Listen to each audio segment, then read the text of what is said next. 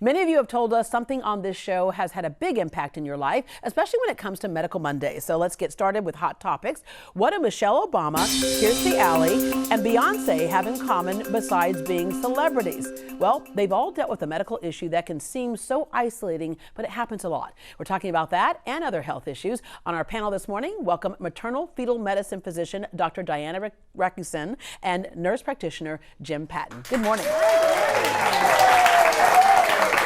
All right, so first, maternal fetal medicine physician. What does that mean? That means I take care of high-risk pregnancies. So I'm a subspecialist. I'm an OB-GYN, and then I spent an extra 3 years learning how to take care of sick moms and sick babies. Okay, we've been hearing a lot lately about nurse practitioners. Oftentimes we just hear the word nurse, but then now nurse practitioners. What exactly does that mean? Well, nurse practitioners, it embodies an advanced bit of training.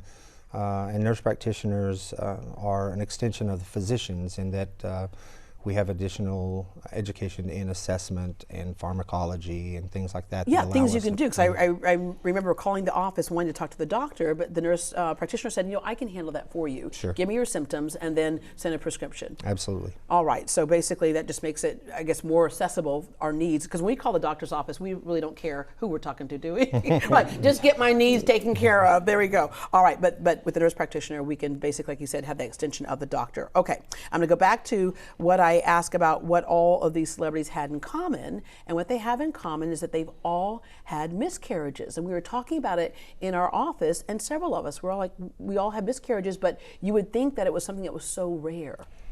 Everybody thinks it's something that's so rare because it's not talked about a lot. But actually 20% of pregnancies end in a miscarriage. So almost everybody, if they ask people that they know or friends and family members, they're going to find somebody else who's gone through the same thing. We just don't talk about it as much. Yeah, Beyonce said, it's one of the reasons I didn't share I was pregnant the second time, because you don't know what's going to happen.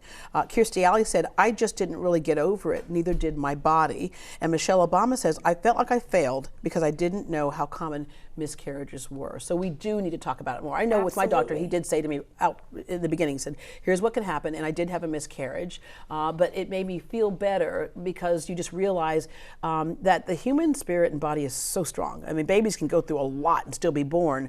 If it's a miscarriage, there's a good reason. There's usually a good reason, and the most important thing that I say to any patient who has a miscarriage is this is not because of anything you did or didn't do, because it feels like you're by yourself, it feels like you're isolated, and it feels like it's your fault, when none of those things are true. It's a miracle we have healthy babies. The fact that so many of us go through and have healthy pregnancies, that's the miracle. Yeah. All right, so with that said, we need to talk about that more. All right, okay, when it comes to getting pregnant, there was a 74-year-old woman who gave birth to twins, right? And then we all know when Janet Jackson at 50 said, I'm having a baby. When she said that, a friend of mine who's like 53 said, oh my gosh, do I need to get back on birth control? No, you probably don't. But there is that kind of area, that gray area where women will be on birth control and that you stop, that you still could get pregnant even though you think you can't. Absolutely.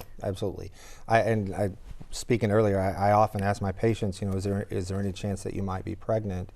And most of the women who are approaching menopause are like, oh, no, certainly not. And I stop them and not for lack of trying. Exactly. Well, and in the absence of a hysterectomy or something that has absolutely prevented any chance of pregnancy, I always tell them there's always a chance that you might be pregnant, so we need to check things out. Yeah, especially when you're taking certain medications or there's certain procedures you have to go to, you need to know. Absolutely.